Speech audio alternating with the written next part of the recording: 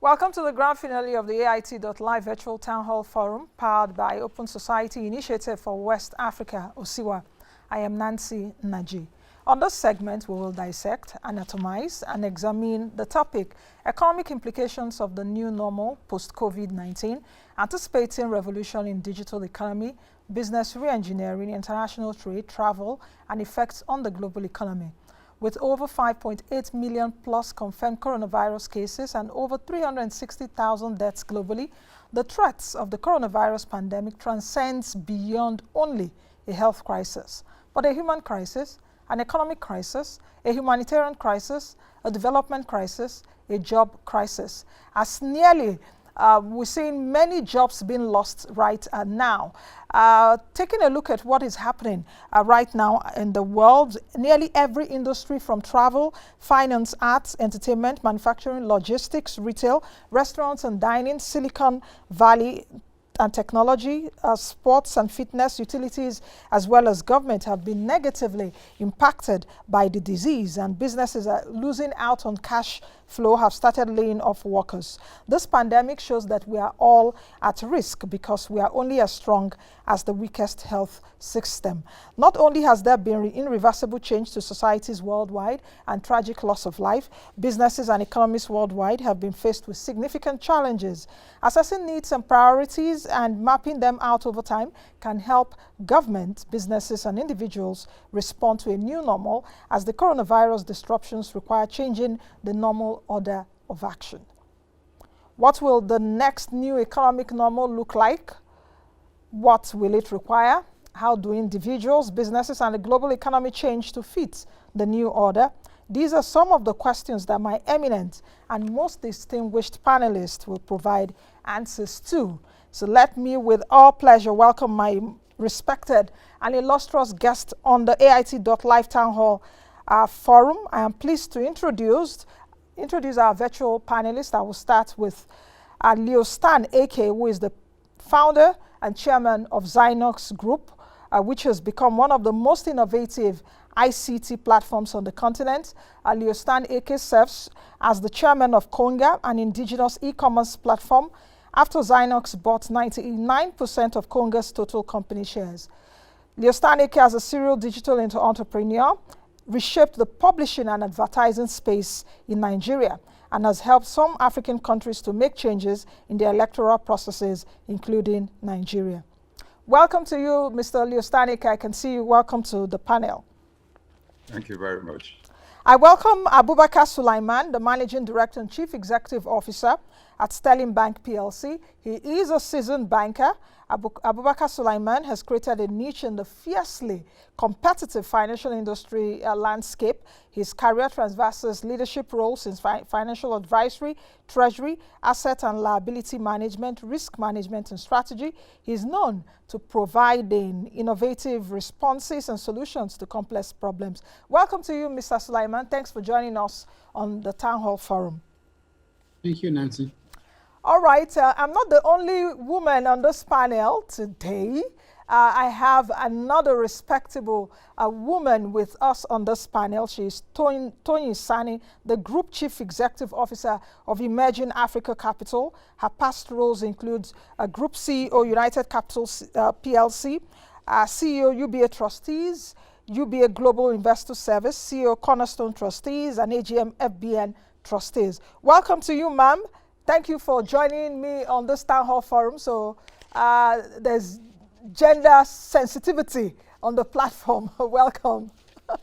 Thank you, Nancy. And I hope I bring more than my gender to the panel. Thank you. Welcome.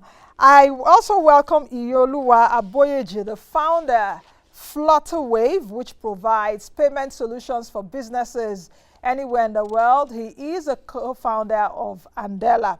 Iyinoluwa was named as a World Economic Forum Global Shaper in 2012. Welcome to you, Iyinoluwa, to the Town Hall Forum. Thank you very much for having me. And it's co-founder of both companies. Yes. Thank you. JJ Omojuwa is the founder and chief strategist at Alpha Reach. He's one of Nigeria's digital media companies. He's an author. His book, Digital, The New Code of Wealth, broke social media and sales record in the first month of release. Omojuwa is on the board of several companies and organizations. Welcome, JJ. Thanks for joining us on the platform, on the Town Hall Forum today. Thank you. I'm pleased to be here. Michael Oluwagbemi is the co-founder and executive partner at Lofty Inc., Allied Partners, the operator of Innovation Hub based in Lagos, and Lofty Inc. Capital Management USA. He is with me here in the studio. Welcome to the program. Thanks for having me. Dr. Tochukwu Nwachukwu is the Chief Executive Officer at Preston Consults, a performance-focused economist and public policy expert. He has variously served as a special assistant on financial sector to the Nigerian president, technical advisor to the DG of the Budget Office, and head of economic intelligence and research in one of Nigeria's largest banks. Welcome, Dr. Tochukwu, on the panel. Thank you, Nancy. All right, this is our August panel, so we hope to keep you up to speed with the topic in just a bit, but you are all welcome to the AIT.live virtual Town Hall Forum powered by Osiwa. You can join us and send your comments and questions to all our social media platforms at official AIT Live. That's on Facebook, on Twitter, on all other social media platforms. You can also use the hashtag that will be put on the screen shortly. Let's quickly take a break. When we return, it will be time for us to delve into the conversation. To stay.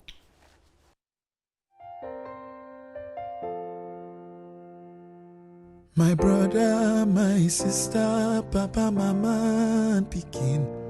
Corona, no big pass us. We go fight time, we go win.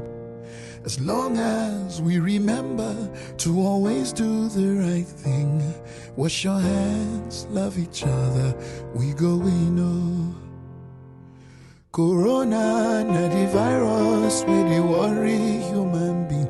E no get Lego, but e dey waka from person to person. But we fit beat am, we fit stop am, if we maintain good hygiene and practice social distancing. We go win, oh. No shaking hands with your neighbor. Blow them a kiss from afar. Use soap and water to wage war. Let's show this thing who we are. We are special, we're courageous, we are awesome human beings. We dey super, we get power, we can conquer anything. If we hear word and obey laws and exercise discipline. Wash your hands, love each other, we go win, oh.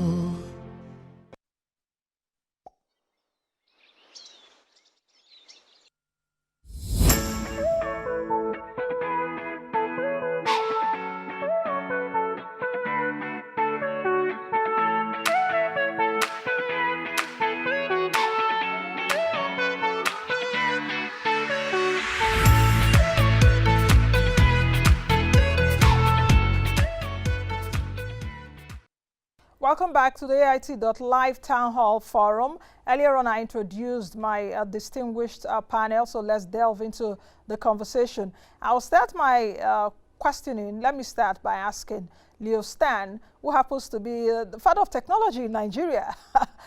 Leo Stan, if you're there and if you can hear me, we have never before attempted to shut down the modern global economy, much less reopen it in the setting of an ongoing pandemic. At least since I was born, I've never heard such a thing. How do you think that coronavirus has changed the world permanently?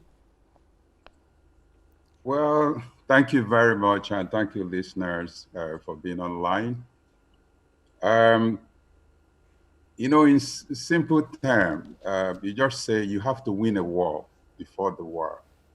In the last 25 years of my life, I've told Nigerians that if you don't have technology independence, you don't have independence in 21st century. And this is where we are. It's like telling you to live well. I always say the new life is life of style, and the new generation belongs to that. what we're experiencing today is what has been existing, but we call it the new economy. For those who have existed, they know that they are deficient in the country.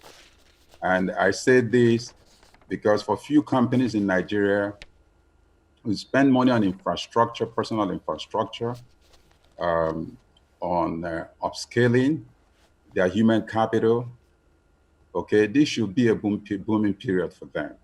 Now, technology, we are facing the reality today. Schools, our children are studying in other countries, including Ghana, but we can't study here. Why? Just simple technology, power, internet infrastructure, which we have in excess because we have a lot of fiber, C-fiber cables into the country. So we have enough bandwidth. And over 17 years ago, we designed projects for e-learning. And the NCC had spent a lot of money, but it's never enough just for few schools, and you need to sustain it. We even deployed e-health for federal government, that today, some of the young medical officers in the villages could leverage on the knowledge base, okay, skill of those professionals, experts, okay, who are in the city. Okay, so it's like a shock, and they call it a new normal. It's like sending you to live well. Why do you have to wait for you to have an accident for you to start living well? But having said all this, it's never too late. The good thing about it is that if we realize we made mistakes, we've been very slow. It's cheaper for us. Like I tell young entrepreneurs, that's smarter entrepreneurs leverage on smart entrepreneurs, and they take the products to the market and they become the champion. And the founders who actually did the research and business development are not known. So if we realize that today, because we've seen deficiencies, why are we on Zoom? Without Zoom, you won't be talking to me because I won't fly from Lagos to Abuja. Okay? It costs little or nothing, but it's the only way you can drive. Now, a lot of companies, I walk into some companies, they don't deploy enterprise application. How could you be using Excel to do your accounting? What of analytics? A whole lot of things will change, whether you like it or not. A lot of companies will die. And if you look at the fundamentals in Nigeria, they are weak, but very cheap. So it's like telling your child today, what is the importance of analog phone, landline? Why should he spend money getting a landline? He's not interested in the history of landline, okay, because of style of living in 21st century. So we're going to see huge disruption because we are just starting. We should have done this as a lifestyle. Okay. Okay. Okay. I think I've gotten your intro. I'll come back to you in a bit in terms of what you just said, the kind of disruptions we are going to be seeing, and if we are indeed ready for those disruptions. If we are ready for those disruptions, how are we going to adapt to those disruptions? Let me come now to Abubakar Suleiman, who is the Managing Director and Chief Executive Officer of Sterling Bank PLC. You are CEO of a bank, a big one at that matter. How has coronavirus changed the world, and has it changed it permanently? I think we can all agree that the world has changed permanently. I think the debate now is the extent of the change. In other words, to what extent are we going to roll back some of the changes that we've seen, and which of them will accelerate further? What do I mean by that? We have consistently argued that we can achieve a lot of efficiency, at least in banking, if we migrated our customers to alternative channels, because we lack the infrastructure. We have issues with mobility, traffic, and therefore the cost of serving customers in branch was very expensive. And we have made this argument forever. The infrastructure exists, the solutions had been built, but the migration did not happen. People were stubbornly stuck to their ways of doing things until they had a lockdown and they were all compelled to function differently. And many of them realized that they were better off using this platform. So I don't imagine that those people will go back to making the long trip to the branches. I have also pioneered working remotely for a long time now. Over the last 3.5 years, we've worked with flexible workplace and flexible work time. And just a month before the crisis, we introduced a 4-day work week, just as a trial. And the reason we did this was we wanted to demonstrate that people could work different hours, work away from the office and achieve the same objective. So we believe this, but the virus and the pandemic has compelled us to experiment, and there is no going back in that. The bigger question, though, is at a global level, are we going to get back to a point where international travels, for instance, would return to what it used to be? Are we going to see tourism return to what it used to be? Is the demand for commodities, specifically oil and gas, is it ever going to go back to what it was? My suspicion is that a lot of this will never return again. I don't imagine, for instance, that between Boeing and Airbus, they will sell 2,000 aircraft year on year for the next decade. Chances are that the next 1.5 or 2 years, they might not even sell half of that. So these are major changes that the world has to be ready for. So no, the world is not going to return to what it used to be, but there are other indirect outcomes of this pandemic that could even be more damaging. So for instance, on the back of this pandemic, the crisis between the US and China has escalated. And part of that is a total disruption of the trade, international trade as we know it. What we might see here, as some people have termed it, deglobalization. But what I see is a decoupling of the economies if we're not careful. And that decoupling has significant consequences for China, because if they can no longer be the factory of the world, how do they maintain the kind of growth that they have done historically? On the other side, on the Western front, how does the quality of life, how can they continue with the quality of life that was enabled by cheap output from China if they start to decouple and localize production? So these are significant consequences.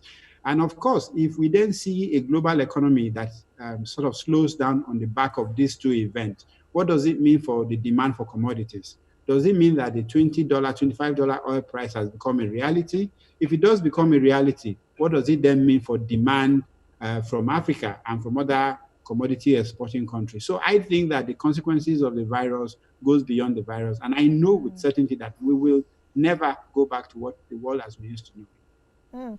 Let me come to Madam Sanni. Are you on the same page with Stan Ekeh and Abubakar Suleiman in the terms that the world has permanently changed? Has it changed, especially perhaps in your own industry? Thank you. It's a pleasure to be here again. And what I will say is that some things have changed permanently. Some things may default back to normal. In terms of what has changed permanently, we have discovered new efficiencies in the way we operate.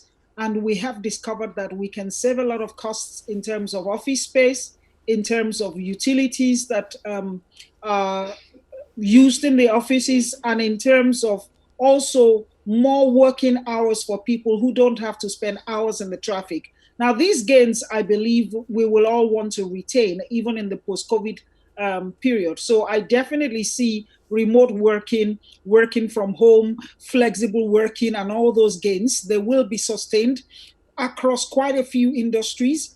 There are some industries that have no choice. So if you are in construction, for example, you have to keep going to the sites. So there are some industries where obviously you will revert to your previous patterns. And that's why I said it's not everything that has changed pattern permanently. With respect to the aviation sector, I think business travels will change permanently, because going forward, we have seen that we can conduct business quite conveniently via Zoom. So you will find that people will only travel when they find it completely unavoidable. And that is what is likely going to impact the aviation industry. Also, the sense of safety you feel in being together with a huge number of people in sitting very closely in an aircraft is going to be affected for quite a long time. And so we might see models of air travel beginning to change, and aviation players and manufacturers will have to begin to look for ways in which they can make people feel safer while they're traveling. In terms of education, I also think that education will change to a great extent, and online education will have much more appeal, especially because it's also able to deliver a lot of value, achieve the objective at minimal costs. Finally, for financial services, which is the sector in which I am, I think that this is a sector where there will be very significant change. Number one, because we can conveniently operate remotely for some of the reasons that Mr. Suleiman has mentioned. The fact that the financial inclusion drive has been very slow in Nigeria in particular, because we have not embraced technology as we ought. Now that we see that technology is a very powerful tool for financial inclusion, we expect to see more of technology-driven financial services. In the capital market where I am, for example, we expect to see more of crowdfunding solutions, for example. So technology is great and is a solution to this. The world is changing. Another aspect I want to talk about is Nigeria needs to seize the opportunity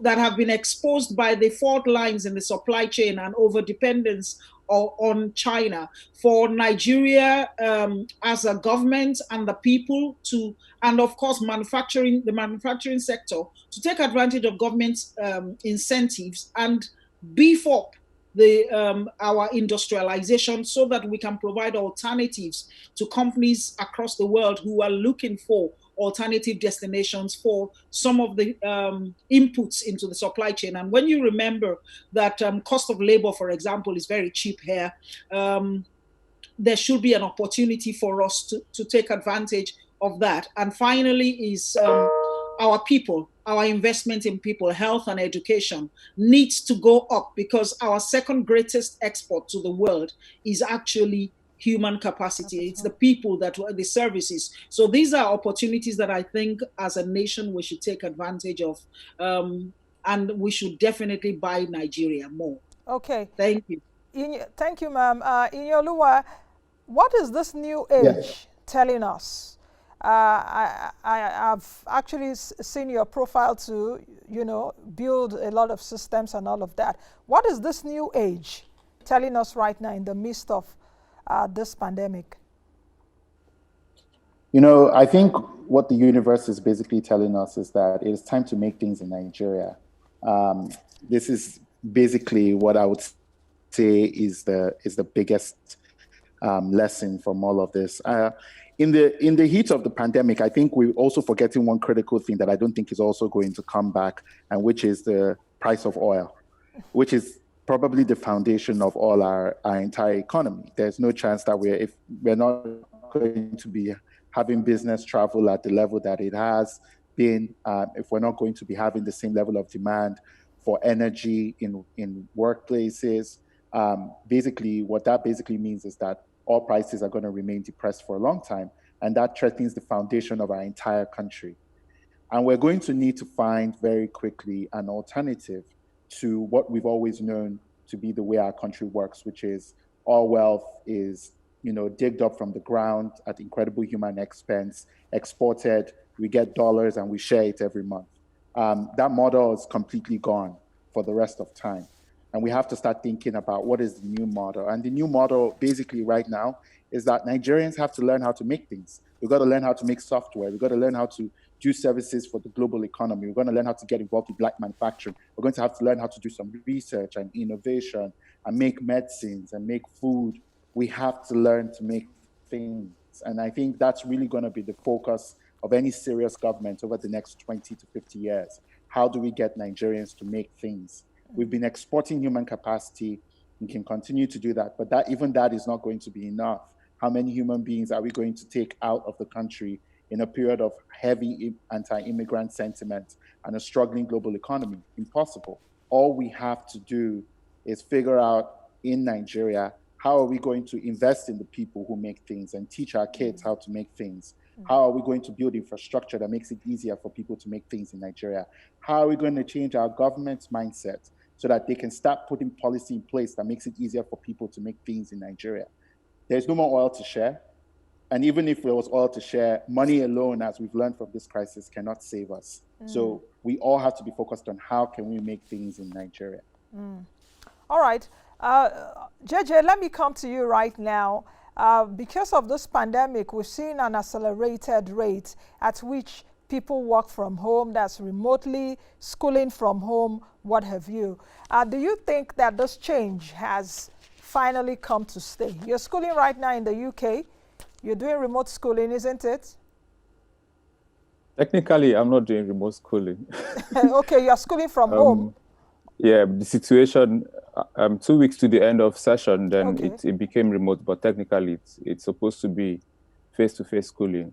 But the beauty of it is that the reason why it was quite easy for UCL and a lot of schools in the UK, and I'm sure maybe also in the United States and the likes of Singapore, to make the transition is because they already had a system in place to make things like that happen. Even so, people had an option to school from home. And in addition to what he said about what needs to change, I think we need to pay attention to developing our people's capacity. And this has to go beyond ad hoc ideas that things that happened at the villa where you host Mark Zuckerberg and things like that. We need to build that into our educational system. We need to normalize building entrepreneurs. We need to build a culture where people are allowed to fail and they don't get carried by EFCC. One of the things that I saw recently on Twitter was an entrepreneur in Silicon Valley sharing an experience where they had lost about $60 to $80 million. But that's not the story. The real story was one of my friends replied the thread where this person was speaking to say that if this thing in Nigeria, now EFCC say you go to talk this story. And it speaks to our culture, how we don't thrive on failure. We see failure as a finality. And one of the things that happen in Silicon Valley, which is like one of the most thriving places in the world as we speak, if not the most thriving place actually, is that failure is part of the norm. Failure is part of the culture. A lot of people that are very, very successful at building one thing or the other that they are known for, they actually could have they more often than not have more stories of failure. So what Nigeria really has to pay attention to is normalizing this. The world, for me, the biggest thing that has changed is that no change actually happened. We were supposed to be here all along. A lot of the conferences and meetings that happened didn't need to happen. A lot of the times that I traveled from Abuja to Lagos to go and be on TV, or travel from Lagos to Abuja to go and be on TV, I didn't have to. A lot of people that have to travel miles to go do certain jobs, I'm sure by now a lot of these companies have realized it was a waste of people's time, 2-3 hours on the road. So if there was an opportunity in this crisis, of course, it's really sad. The millions of people affected, the millions of people that are, the hundreds of thousands of people that are already dead. It's that there are a lot of things that we should have done a lot longer before now that the coronavirus has now more or less forced upon us. And I think that we should be careful about saying what will change and what will not change. If you asked anyone what was going to happen last year in 2020, nobody would have predicted it. Of course, there were people talking about economies and the world being prepared for a pandemic, but nobody said precisely, explicitly that in 2020, this is what's going to happen. So if there's anything at all, is the human resilience, our ability to actually evolve and our ability to come out of situations like this. And then you can look back 5 years from now, you start to wonder, did coronavirus really happen? Okay. What more can I say? Let me come to you, Michael Oluwagbemi. What kind of different economic mindset do we really need right now for this new normal? Absolutely. There's no doubt that the world has changed, but the reality also is that the world changes every time. So change is the only permanent thing in the world. And we as humans, as Omojuwa already explained there, is that we are resilient. We are the reason why we are the only one of the 10 proto-human race that survived to become the Homo sapiens that dominated the earth is because of our resilience. That's what made us different from the Denisovans and the Neanderthals and all the other competitive human race. Now, our resilience also will come in terms of how do we respond to the future. So I always say this, that the future is for the optimist. While some might see challenges and problems, I see opportunities. How do we deal with the economy? We have to rethink the way the economy itself is structured. For one, I see opportunities in what I call 3 + 3 on 1 over 1. What do I call that? The first 3 are what I call the basic sectors. These are the sectors that enable us to even exist. One is food. You need food. It doesn't matter whether there's a pandemic or not. We need to eat. So as a country, we need to invest in our food security. That's very important. The second thing is healthcare. We don't have the luxury anymore of medical leave and medical tourism. As a country, we have to ensure that our people can live and they can live long. Thirdly, as a people, we have to be secured. So in all of these, as all of this is going on, maybe for those of my co-panelists and everyone watching, there's an intense war going on at the borders of Nigeria, between Nigeria, Boko Haram, the Chad forces and all of that. Nigerians need to be secured. It doesn't matter whether you're undergoing pandemic or not, you need to invest in your security. So these are the But three... the security now, what this pandemic is showing, Sure. doesn't it also go beyond fiscal security? Yeah. Like tech independence, which Stan has also been championing. I will get to that. That we need Absolutely. to be independent Sure. tech-wise. No, I will even get to that. So Okay. those are what I call the 3 basic. There's 3 basic because we need them to even exist. You need security, you need food, and you need healthcare. Now, there's 3 enablers. Okay. Those 3 basic need to be enabled. First and foremost in the enablement sphere for me is technology in the new normal. When we're talking about digital technology, we need technology to enable security. We need technology to even enable healthcare. We need technology to enable food. Secondly, is we need infrastructure. Now, what you call infrastructure might vary from one point to the other, but what's infrastructure basically is what we are better off investing in together than doing singly. It's better for you to, as a person, to have the road laid for you by your government than for you to go build the road to your own house directly. So as a country, as an economy, we need to start investing in those things that we use together, that makes more sense for us to invest in as a group instead of a unit. And thirdly, it's financial sector. You need the financial sector, of course, to enable the entire sector. Now, all of this is built on human capacity development. There is no way, as a country, you can develop any of the 3 + 3 without you having invested in your people. And investing in your people does not mean research, it doesn't mean university, it doesn't mean the big things that, what is fanciful and all that. It means investing in our basic education. As a people, we need to start paying attention to what happens at our primary school level. If you don't invest in your primary school education, you will have lost a whole generation of children that will not be able to enable the 3 + 3.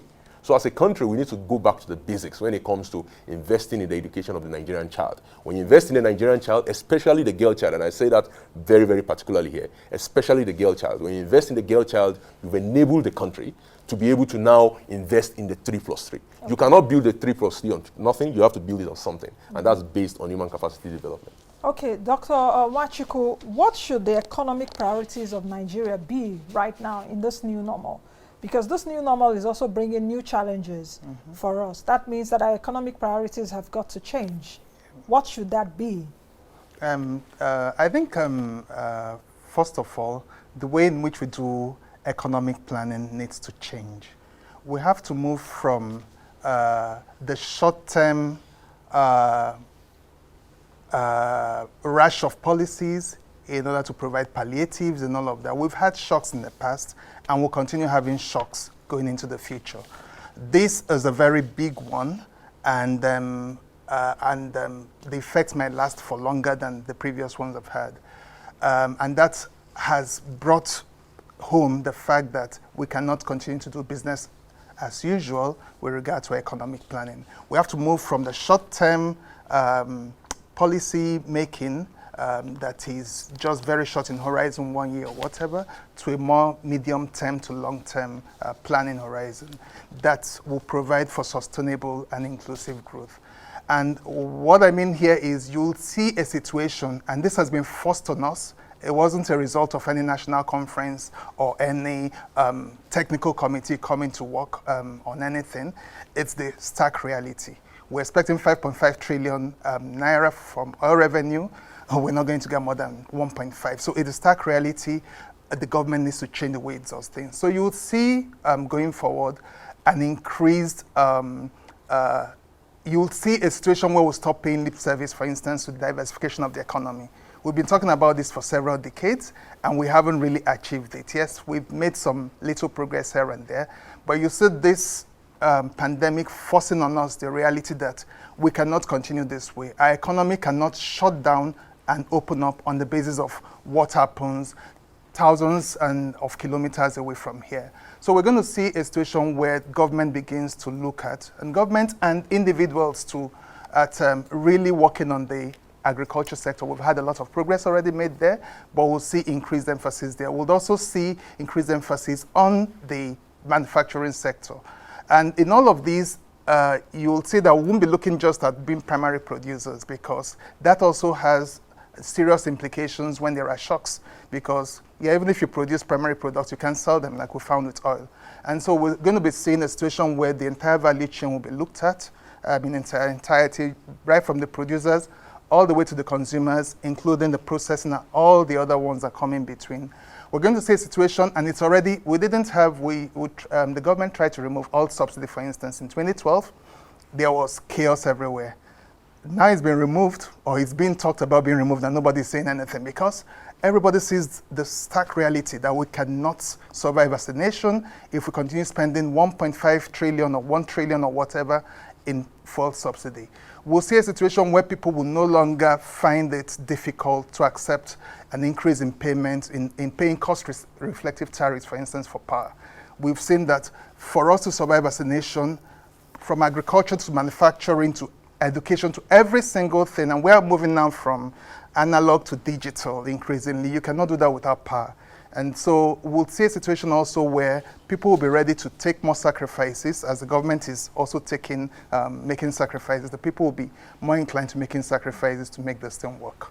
Okay, let me come back to Leo Stan Ekeh. Talking about those disruptions, do you think that we really have a chance to stand in the midst of those 2019 disruptions? If we have a chance, what's giving us the edge? If we do not have the chance, what are the deficiencies? Well, the disruption, thank you very much. The disruption is across, including in religion. When you have human capital, smart human capital, if you give me the Amajiris who are condemned today as beggars, if you've interacted with them, these are very smart people. They don't need to go through primary school to secondary school to universities to be human beings. This has happened in India. You put them into a finishing school, quick finishing school. In 4 years, make them very comfortable, better than they are today. They will stay. They become reasonably learned, and you can make them coders. The world needs minimum of 1 million coders a year. To bring up a coder in the US or Europe or in England takes about 1 year. To bring smart coders, because Nigerians are very smart, and they use common sense, because the economy does not provide any scientific attachment to their common sense. These guys will become billionaires. They'll be hired. So in 4 months, a lot of these kids will start earning 80,000 to 120,000. And then they become models to others.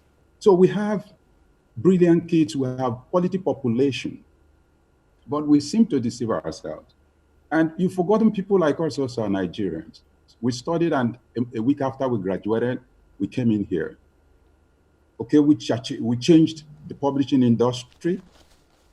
Today we're talking about the new normal because there is Zoom.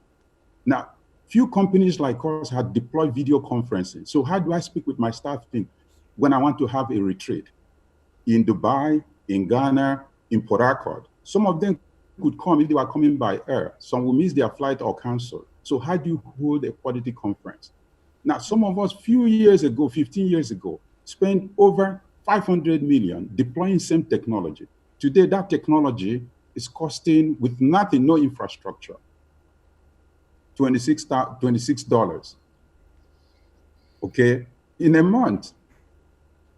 Now, if you had Zoom, you don't have internet, you don't have light, it means nothing. And so I'm also not prescribing that we wait until when we have power all over the country, because there's alternative portion. And that's why people like us entered into alternative power supply. Okay? And cheaper generator. So if I had a 1 kVA generator, I'll still be online with you. I don't need to run a 25 kVA generator or 300 kVA generator. So the country, the demography also helps. And you have people who are not just intelligent, smart, but very hardworking. They have energy. So we have all it takes. But what is lacking when the people talk about the new is mindset. Mindset to do it right. I'm 64 today, but I feel sincerely 25.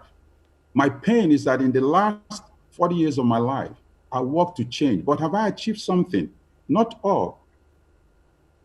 The media today in the country are computerized in the first time when they saw that stuff publishing. So other people are also adding value. The young man who is online, the Future Africa, has done well in payment system. When I launched e-commerce in Africa many years ago, because I was anticipating the future, launched the first e-commerce company in Africa. I remember Oshomole calling me digital militant in Transcorp positively. The minister was also there when it was launched. So today, do you know how many people e-commerce companies, the two big ones, Jumia and Konga, employs? Not just the employment, but giving knowledge to people who could override them tomorrow. This is the multiplier effect of an economy. So the people must have a mindset to embrace new revolution. Now, the FIS, like one of our speakers said, one of our guests here said, is EFCC must tolerate entrepreneurs. No digital entrepreneur is normal because the country makes you mentor. I sympathize with the very young people. Now, if you take a loan, you lose money. The public goes against you. The bank goes against you. But for the bank to give you the first month, they would have read your proposal and have seen a vision and clear mission to achieve. So people like us have lost money. 4 years ago, I lost $28 million in China, working on robotics and artificial intelligence. If I succeeded, FIRs will make a lot of money. The banks will make a lot of money. But I nearly died because if that money was taken locally, EFCC will go after me. The government will go after me.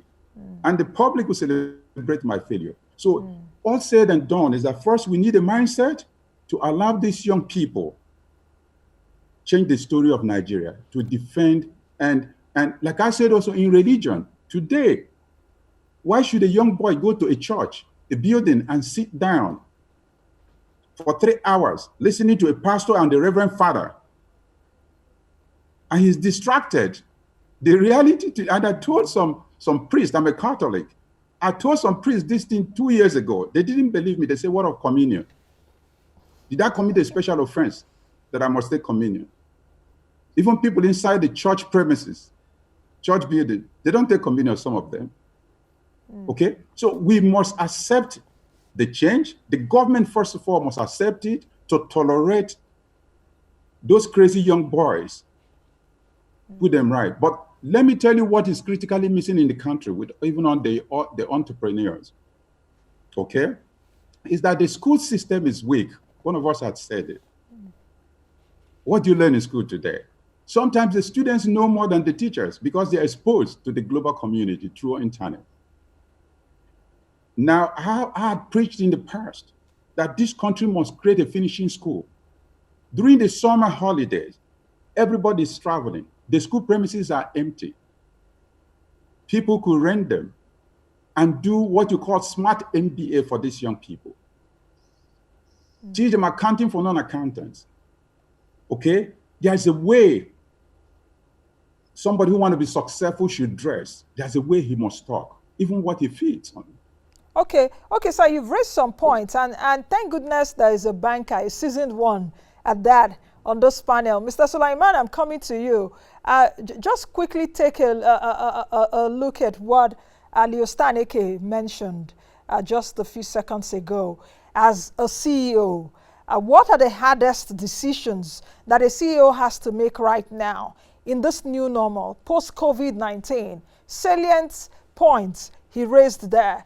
What is the future of funding, for example? If I come to Sterling, for example, in this new normal, presenting some kind of proposals in this new normal, are you going to be understanding me? So what are the kind of hard decisions that you should be faced with? For example, if also a big client of yours comes in with a fever, would you tell the big client to go back? What are your, yes, what are the things you're going to be looking at right now? Should I be sending my employees traveling? Should they be going marketing? How should my employees return back to their desk? So I wonder the kind of decisions you'll be making right now where you are. Thank you very much. If my wife walks into my study with a fever, I'll ask her to go back to her room. So I don't think there's any client that is big enough not to be asked to isolate if they have, if we suspect that they might be infected. This is about life, so we're not negotiating this, and it's just the right thing to do. Luckily for me, I have quite a few entrepreneurs right here, so it's a good time to have a conversation around funding. We make one really, really huge mistake. We think that the bank are set up to fund venture capital, entrepreneurship. So when we have an idea, we go to a bank. It's wrong. It doesn't work like that. Banks are specifically set up not to fund that kind of idea. That's just the truth of it.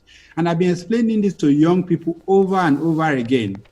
Here's why I say that. The money that the banks have has just been placed there by you, and you want it in 30 days or in 60 days or 90 days, period. That's the purpose of that money. So I can only give it to someone who has a business that has the capacity to return that money in that time frame. And it's so important for young people to understand that.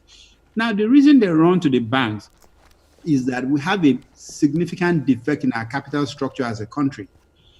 Most countries have accumulated capital over a long period of time. The last 200 to 300 years, the capital that would have accrued as a country was stolen, was taken away from the continent, period. Whether it is in terms of our traditional wealth or it is in terms of our natural resources. And so these things was taken away from us. So we have no savings, no capital. The families today, the average family today in Nigeria cannot boast of $1 million in capital that they can then use to fund the younger people to have a startup. We need to deal with that. It's a fact that we keep ignoring. It's not going to go away. That said, it doesn't mean that we should not reconfigure our own banking system to start to tackle some of those problems. And we've seen the central bank of recent through some form of intervention fund, which even though they are debt, they are longer term debt, they have the characteristics of quasi-equity, and therefore they can enable people who are just getting started. We at Sterling Bank, for instance, went through the pain of 4 years to get licensed to offer non-interest banking, because that offers funding that has some of the characteristics of equity. So again, for an entrepreneur, you need to understand what exists so that you don't take the wrong things. Think about it. Which of the major technology companies that we talked about globally was funded through bank debt? None of them. The bank could not have funded it. If they funded it, it would be through the wealth management side where they have money that has been set aside for equity investment. So I hope and pray that there are entrepreneurs on board so that they take this lesson, they will improve their chances of succeeding. The second challenge we face as financial institutions is that we never took care of the problem of identity. So for a long time as a country, you couldn't look at someone and say, this is uniquely Mr. Leo, and therefore if I talk to him, he's the only person. Somebody else will come with his passport on an international passport bearing the same name. These are problems that you need to solve as a country because it's the foundation for trust, is identity. Luckily for us, again, we've made significant progress with the BVN, which is beginning to create unique identity for individuals. So what am I saying? There are standard infrastructure that needs to exist for financial services to solve the problem of intermediation and for providing capital. That said, I believe that your question is bigger than that. What does the future look like on the back of COVID? How do I continue to provide funding or financing for my clients and for new clients? The reality is that the gaps that made it difficult for us to lend and get our money back before, this is the time for the government to take a very strong stance. Some of them are simple. So for instance, if people take money and they refuse to pay back, we don't have bankruptcy procedure. That means that they at least have to give up whatever they're holding on to. So you could take money from a bank, refuse to pay back, and continue to live a good life. And if you go through the court, it takes an average of 8 years for a collateral that has been properly documented to be converted to cash. So these are policy issues, infrastructure issues that need to happen. That said, obviously, for as long as government offers a window for banks to lend to government, which is risk-free, it is tax-free, and the return is significantly high, the motivation to lend to commercial entities is lower. It's just natural human behavior, people playing safe. Luckily, that gap is opening up now. If you take risk and you lend to commercial entity, your returns are way higher now than the current treasury bill rates. So yes, if a big client of mine came into the building with a fever, I will turn him back dutifully. And I would recommend that they consider taking a test to be sure that they are not infected. Not just even your client, even your ordinary day customers. Anyway, let's quickly take a break now. When we come back, the conversation will still be on. It's getting interesting. We will delve into the second half of the Town Hall Forum. You're watching AIT.live Virtual Town Hall Forum. Let's quickly take this break. We'll be right back.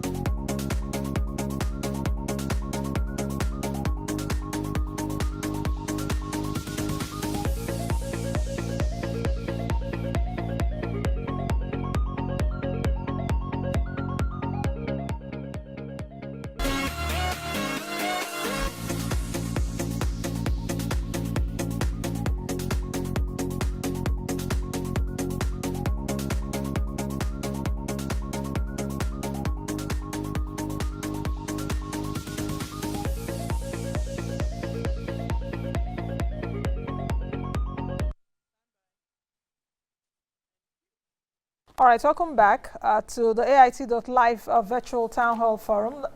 From 12 to 1, we've tried as much as possible to look at the economic implication of post-COVID-19. What would the new normal be?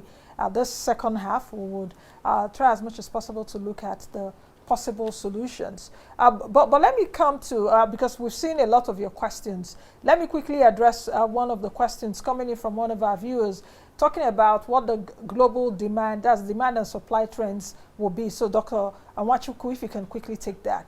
Well, in terms of global, let me start with demand, the global demand trends. For now, during the lockdown, it's been very seriously depressed, which is why we're having the economic backlash anyway. But as economies begin to open, and we are seeing some of them in Europe, in the developed world, reopening, even though they are phased opening, even down here in Nigeria, we're also seeing a phased opening. And the reason for that is because there is need to balance the health risks with the risk of the economy collapsing completely. So the demand is going to remain depressed for a while, but of course we need to also dimension it. Some sectors are actually witnessing increased demand as we speak, precisely because of this pandemic, while others are completely have zero demand. So we have that whole spectrum.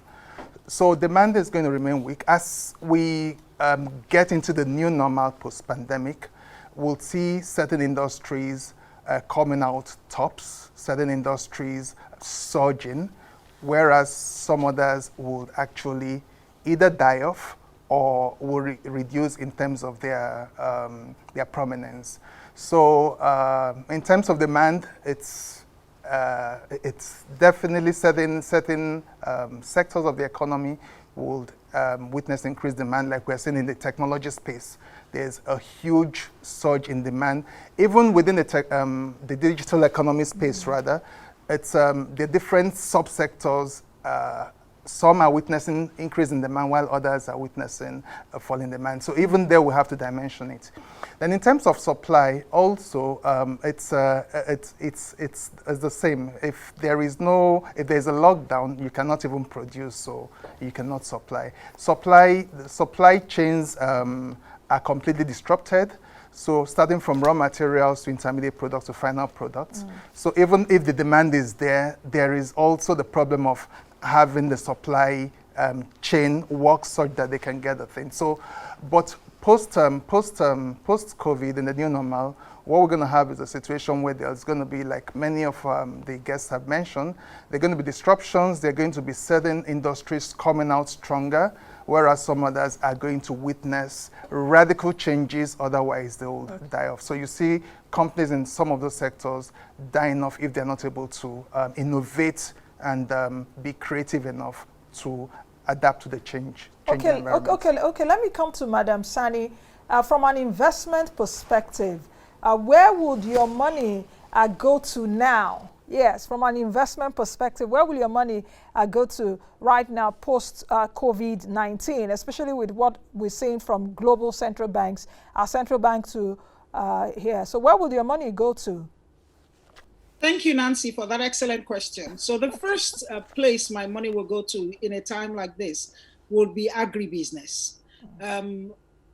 Food and agriculture-based products are what I would like to call defensive, in the sense that even when the whole market heads south, they remain largely in demand, because when, after all is said and done, we still have to eat to live. And the significant opportunities exist for Africa in terms of, for not only to be food sufficient, but for us to actually export more food and also to process our food so that we can get more out of the value chain. Now, beyond that, I would be investing in the healthcare sector, because again, in Nigeria, we have grossly underinvested in healthcare. And that is part of what we are all facing now. Now, with COVID-19 exposing to us how we cannot actually depend on international healthcare facilities when we are in a crisis like this, I anticipate that there is a lot of room to invest profitably in that sector. The third thing I would put my money in, of course, is ICT. Everything is going to be technology driven. So even the retail chains and consumer goods and everything, I will be putting my money in anybody that is in that space and is driving it through technology. So data services, telemedicine, every aspect of these three segments that I've talked about right now that is driven by technology, I will put my money in. Okay. That brings me to Iyinoluwa. What kind of startups are we going to be seeing right now post-COVID-19? Since COVID-19 is giving us, is reshaping society in the way we are not accustomed to. In fact, during this lockdown, I realized that there were some certain things that I could do without, that my life did not depend on, but I actually did think that without it, I couldn't survive. You understand what I mean? So even the evolution of the consumer behavior has been evolutionized, is metamorphosing. So what kind of startups are we going to be seeing in the new normal? That's a great question. One of the things that we do at Future Africa really is to identify the innovators that are building these companies. But I think the bedrock of whatever startups that we are going to see is that they're all going to be focused on what kind of challenges do we face coming out of this crisis, right? Because the only way to get out of this crisis fully is for us to build our way out of it. So we're going to see a lot of startups kind of tackle the big challenges that many of the other panelists have mentioned. In healthcare, we're seeing amazing work being done in diagnostics. We're seeing amazing work being done in, particularly in molecular diagnostics. So, for example, we're investors in a company called 54 Gene. 54 Gene is the only, I believe, still the only privately licensed molecular lab in the country. And I'm sure there will be others. We're also investors in MDAS, Medical Devices as a Service, Diagnostics as a Service, which is investing in that molecular diagnostics. One of the things is if people can't go to hospitals for fear of getting infected and they have to depend on telemedicine, they obviously have to have high quality diagnostics to support them. And this is going to be a very important area for us to invest in. Another area, just like one of the other people mentioned, is in food technology. So we're deeply underinvested in terms of food technology, new ways of storing our food and keeping them for longer, interesting new ways of distributed primary processing. So if you look at a company like Relief, for example, they make a machine that makes it easy for you to automatically crack nuts and then create like palm oil residue that can then be taken into a factory to then properly process. You're going to see quite a number of these type of food technology coming. Vacuum sealing is basic technology that we still haven't mastered in Nigeria. Cold chain supply, basic technology we still haven't mastered in Nigeria. These are technologies that are going to come in, and we're seeing a lot of interesting activity in that space. And that's for the hardware side of things. There's obviously the software side of things. As companies start to digitize, they look at remote work, there's obviously going to be an increased interest in looking at new forms of what I call workflow or work process. So for example, we've seen companies in the legal space start to digitize that sector and provide work tools for lawyers. There's a company called Next Counsel in that space that we've been looking at very closely. There are companies there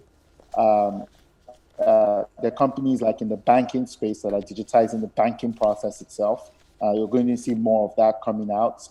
More investments in technology talent, more investments in products to enable these industries, more investment in broadband and data. You're going to see a lot of that. So there's quite some common sense stuff, even down to, something as simple as if we're even going to have kids now start learning from home, they have to have laptops, they have to have phones if they're going to engage in market movement, engaging in retail. Who's manufacturing that in Nigeria? I'm sure Mr. Leo Stan of Xenox has a huge opportunity there, maybe to increase capacity and work through some kind of special financing programs for computers and laptops for the regular people. So there's a lot of opportunities that we are looking at. But the bedrock, like I said, is how do we build out of the challenges that we have? How do we create a brand new kind of economy? And just one more thing is, and it's an underinvested area, I have a very firm belief, and this is one of kind of the things I'm personally working on, that we're going to see new cities emerge from this crisis. We cannot continue to subsist in a country where a fifth of the country is in one state. And particularly as changes in remote work happen and people are starting to build out of the crisis, when you have people's salaries in your office, they can't live in Lagos. That's just a fact, right? They have to find other places that are more affordable for them to live, especially now you free them from the shackles of the office. So we're going to see a corridor actually grow and emerge from this crisis. Perhaps people are going to move to other states. I've personally placed a big bet on states in the South. I'm sure there are. Okay. Okay, we'll come back to you in a bit. We'll try to reestablish connection. That is one of the side effects of technology, and perhaps Mr. Leo Stan should be answering that in a bit, because challenges also come with, this technology. But JJ, let me come to you right now and ask you the question about how you think perhaps the youthful population in the country, Nigeria is a youthful country, how the youthful population will embrace this new normal. How can they navigate from the old normal to the new normal, having in mind that there is an uneven digital access? There are opportunities that will come with digital access, but there are also problems, so that the problems at the end of the day are not modern, the solutions that we get. And I hope you understand my question. To get people to, not just the young people, also the general population, to get them to embrace a new norm, you have to stop saying do this or do that. You have to create the enabling environment for that. And so the first thing is you increase their capability to do that. The second thing is you provide the opportunities for that. And then the third thing is you provide the motivation for that. If you make all of those three factors available, people will automatically switch to the new normal. I can give an example. It's not enough, for instance, to say, don't run through the express road, right? If you haven't built a pedestrian bridge. And then if you've built a pedestrian bridge, if you don't build one that a person living with some disability can use, then you've not given that person the opportunity to do that. You're talking to us here in Abuja. There are limited bridges.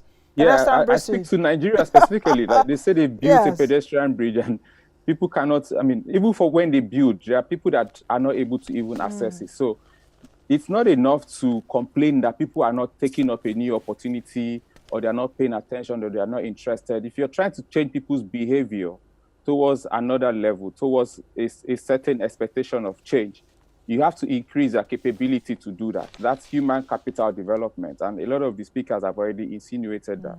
Then the other thing is you have to create the opportunity. One of the ways of creating the opportunity, for instance, is to, he was speaking about access to broad internet, to broadband.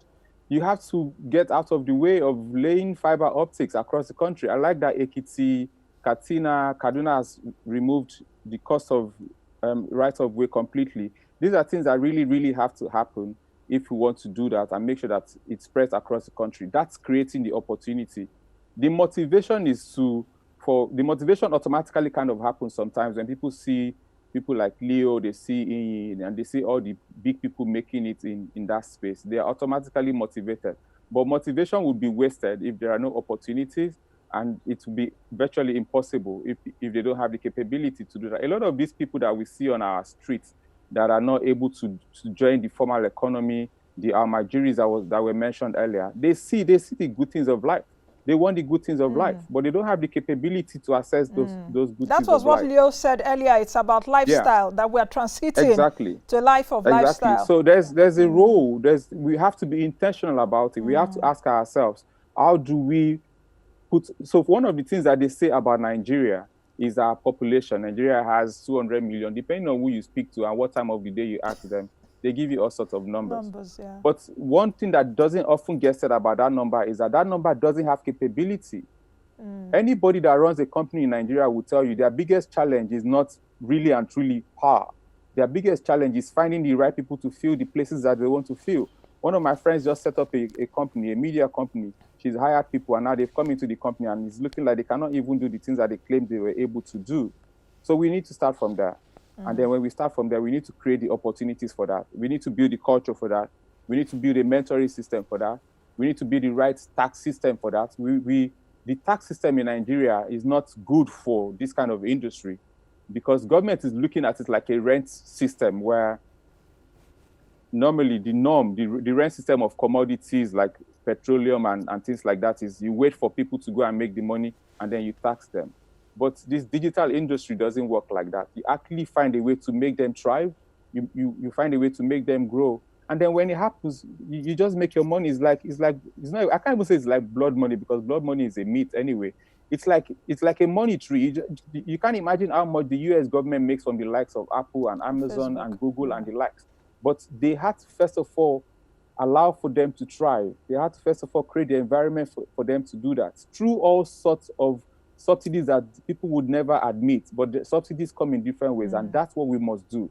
Create the capability for people to be able to do these things, create the opportunities for them to do it, and then put incentives in place for them to be motivated to do it. And then everything will just happen. It's easier to make people do something when you create the environment for them to do it, rather than just scream and say, do this and do that. Okay. Michael, because this is the solution time, because even from the submissions, I'm getting the solutions to what we're discussing. So what are your perspectives? Absolutely. At LoveThink, we are focused on the future and on the opportunities. What is it with all you tech guys? Well, future. You stand Yes, anticipate the future. because the Everybody reality, future. yeah, the reality is, the reality, of course, is that every crisis must not be wasted. Yeah. Every crisis must not be wasted. We have an opportunity, it's a crisis, but without this crisis, we will not do many things that we are now being made to do. So we are focused on the future. And there are two things that will matter, our public response and our private response. And I will touch on both. I'll start first with our private, because I think a lot of times we as entrepreneurs have the tendency to project without actually thinking about what we can do about our own particular situation. So what should entrepreneurs do today? Three simple things. SME. First, strategic thinking. You must start thinking in a different way. If you're an entrepreneur, you are doing whatsoever industry, even if your industry is not among the 7 I mentioned, you can look at how your industry links to the 7 I mentioned and find a way to pivot and find a way to benefit from the new COVID economy. That's one. 2, you must also do what I call meticulous planning. A lot of us do great thinking and have great ideas, but then when it comes to the planning part, we sort of drop the ball as entrepreneurs. You must plan in terms of your human resources, you must plan in terms of your finance, you must plan in terms of how you actually approach the market approach and the market entry. Those things are very important. And the last thing is effective execution. Even with the greatest thinking and the best planning, if you do not have effective execution, then you sort of have dropped the ball. So as entrepreneurs, think SME. You have to have strategic thinking, you have to have a meticulous planning, and lastly, you must have effective execution. Secondly, in terms of our public sector, what should we be doing? Our public sector, of course, is where all of us have these great ideas about what Nigeria should do, what Nigeria should not do. But the first important thing in the public sector, again, is public sector reforms. You cannot have, I've been saying this, I call it the 4 fundamentals. I wrote an article about 2 months ago. I worked on an article for almost 4 years. It's published on the Medium. The 4 fundamentals that we need to do as a country. One of them is public sector reforms. You must reform your public sector. There's no way your public sector that does not have capacity, where I believe the El-Rufai committee said over 70% of people in our public sector do not have even a school certificate. A lot of them actually do not have the certificate they claim they have. A lot of them cannot use computers. So you must have a public sector that actually responds to to the modern economy. That's one. Secondly, you must also have identity management done. I think Mr. Suleiman mentioned this. As a country, if you want to transition into the new economy, if you do not invest in identity management, you don't know the people you call Nigerians, you don't know where they live, you don't know what they do, then you can't plan for them. It's just nearly impossible.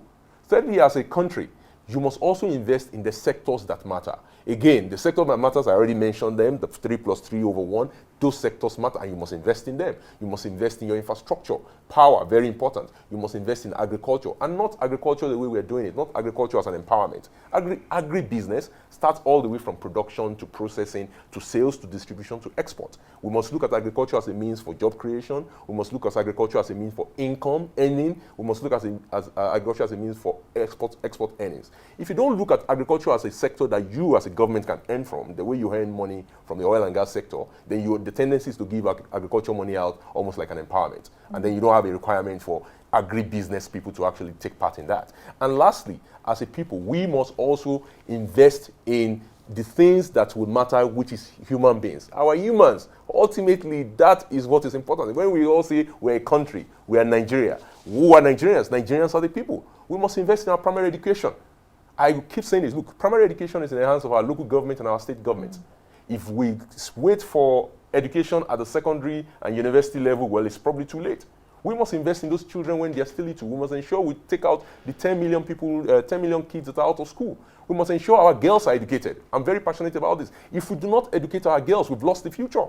So as a country, we must invest in the education sector and ensure we do education reforms. Very important. Now, let me stick just for a minute with this public policy, because with all what we're seeing right now, public policy also have an important role.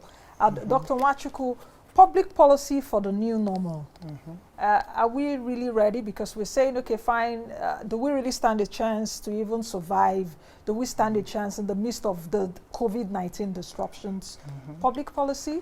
Well, like I said earlier, it's not a question of whether we want to or not. We're being forced to take decisions that ordinarily both the government in terms of political will and the people in terms of being ready to take the pain would not ordinarily want to. But because we don't even have a choice here, we just but must do them. I mean, a lot of people have spoken about agriculture and manufacturing, so I wouldn't dwell there. But one of the things I want to mention, one of the areas I want to mention is the area of proper policies. This government came in 2015 with a strong push for putting in place social investment programs. And they've done it quite a bit. Unfortunately, I think it wasn't well institutionalized. In the second term now, they've set up a ministry to coordinate all of that. But I think regardless of what is happening there, there is need to deepen those social policies. There is need to institutionalize them. And then this should continue after COVID. We've seen the capacity, for instance, of certain countries to bring in huge sums of money to pay to individuals, to pay to companies, to be small businesses. It cannot happen here in Nigeria because we don't even have the data. And this goes back to what a lot of the panelists have mentioned about the database. We don't have the data, so we need to invest in the data to get to know who are citizens and what are the different categories so that we can even target them. Because if social policies are not well targeted, I know that the fuel subsidy issue, the electricity issue in terms of the amount that is paid is all a way of subsidizing the people, but you don't, that's not targeted because you're not subsidizing, you're not supposed to subsidize everybody. You're supposed to subsidize those that really need it. So there's need for targeting in our proper policies. For instance, the education system, there are lots of things that are being done, but again, the targeting is a problem. Having the numbers, having the information about the people is key. Also in the health sector, there is a lot that can be done in terms of pushing and ensuring that the new Health Act, the Basic Health Act is actually implemented. There is funding there, guaranteed funding of 1% of CRF, and it's now a question of the government actually pushing and ensuring it's done. There is need for a lot of reforms in terms of revenue generation, prudent management of the economy and all of that, because there is also the government doesn't have a choice. The people also don't have a choice. Because we cannot continue as, it cannot be business as usual. The revenues have dropped significantly, and there is no way, if you look into the future, you don't, except this pandemic stops all of a sudden, there is, the revenues are going to be depressed for a long while. So there is need for government to look at ways of actually plugging all the leakages and all the loopholes for revenue leakages. Okay, let me come to Abubakar Suleiman, the Chief Executive Officer of Sterling Bank PLC. You mentioned earlier on deglobalization, and I'm coming to it right now because it's also something that we need to take into consideration looking at the new normal and post-COVID. What would you do with the deglobalization stories around the world right now? We're still battling with the pandemic pain. US, China are still having their tensions. There's Brexit also, we shouldn't forget that. There is AFTA, that's the African Continental Free Trade Area. You know, so how do you put all of this together with President Trump also canvassing for America First, nationalistic point of view? How do we invest all those stories in this new normal? When you are in a game and you're losing, half time is a great time for you. That's the way I think of Nigeria. We're not doing very well. now we have an opportunity for a reset. We need to take advantage of that reset. We need to come out of the dressing room smoking. And what do I mean by that? Deglobalization offers two sets of opportunities, or decoupling, which is what I prefer at this point. The first part of it is that, similar to the Cold War, you're going to have the two different axes trying to exert influence. And that is because China would like to continue to be a strong partner to Africa, and the West would also like to fight back on that. So that gives you an opportunity to begin to negotiate some opportunities for the country. The other thing that comes out of deglobalization is that the idea of localizing critical infrastructure and critical output is now becoming normal. So if you set out to say, I want to grow the pharmaceutical industry to take care of the drugs requirement for Nigeria, it becomes fairly acceptable. So you're no longer running against the grain, right? So for me, this is a unique opportunity, but we need to be, I guess, strategic in taking that opportunity. You cannot take an opportunity to grow an economy unless you understand how the economy works. I think the relationship between employers of labor and the government is broken. I think the most important thing that this country needs today is gainful employment, the kind of employment that makes it possible for people to pay for their own education and pay for healthcare and pay for food. And I think that that kind of employment is not going to be created by government. It's going to be created by entrepreneurs and people who run companies. Unfortunately, that relationship needs to be fixed. If we don't fix it, irrespective of the effort that the government put into creating infrastructure, people will not bring in their capital and their time to invest in Nigeria. Even Nigerians who have capital outside the country will not bring it back. So we need to fix that relationship. And that means we need to have a conversation about what the private sector needs to create jobs. And primarily, what is it that the private sector needs? It is not about paying taxes. I don't think anybody objects to paying taxes. I think I object to being stopped 30 times a day to have a conversation about paying money to government when the government is not taking care of basic security or it's not taking care of infrastructure that it should take care of.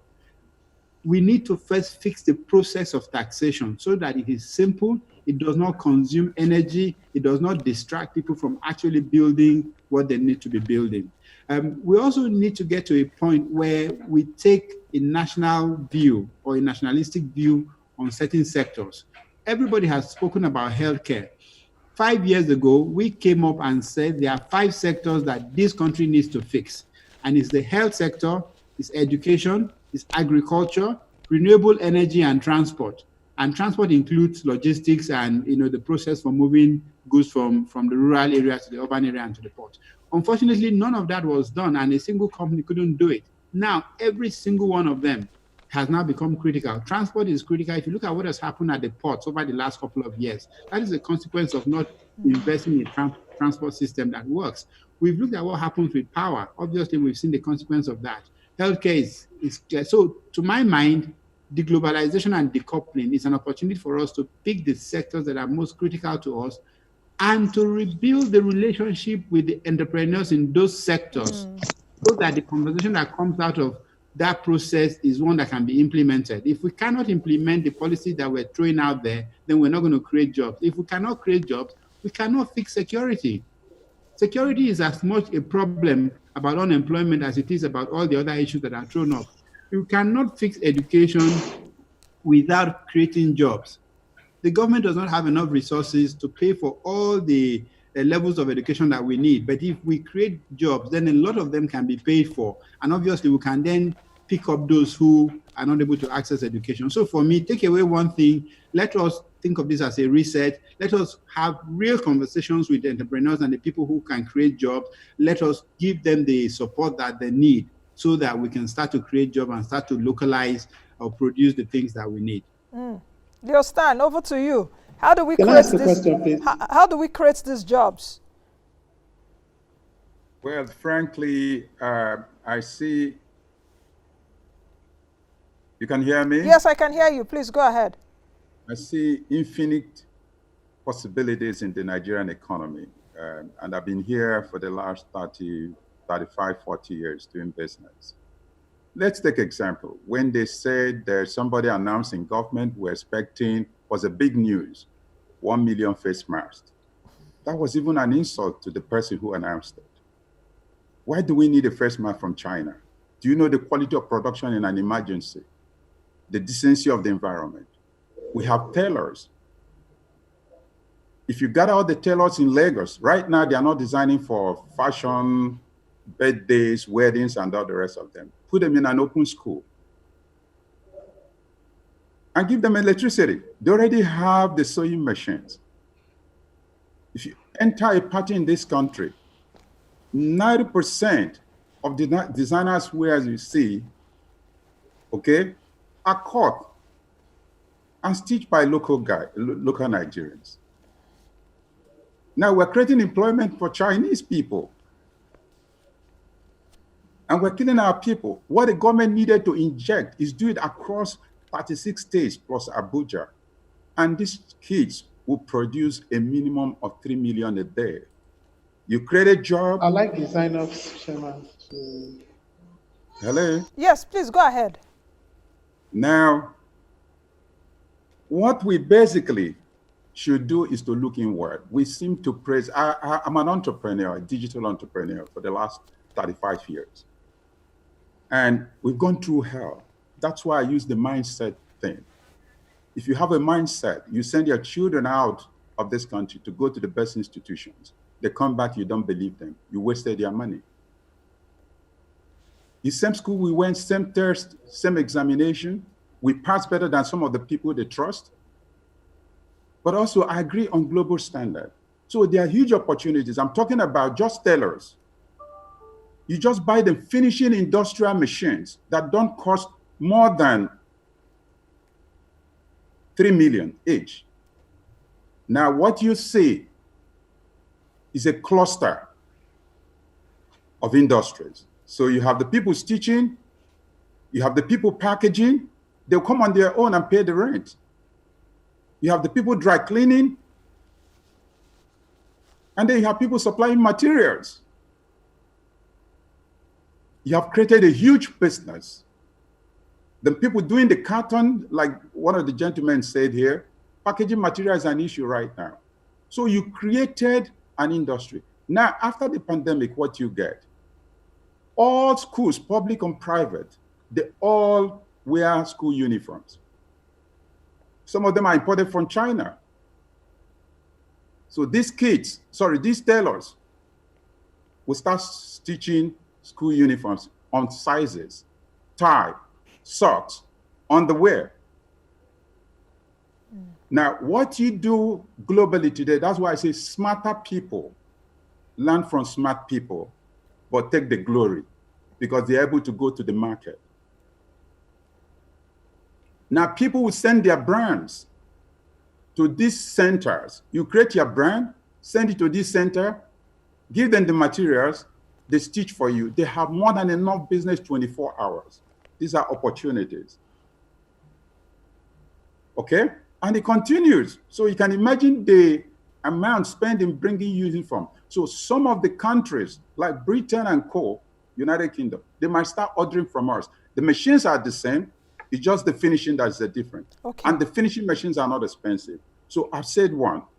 Second opportunity, Nigeria could see itself as a customer experience center. We speak English. When you call British Airways, the guy you are talking to is in India. That's what you call call centers. Now, one of the centers in Ibadan that they say the factory, about 100 and something were infected, is a call center run by an Indian, if I'm not mistaken.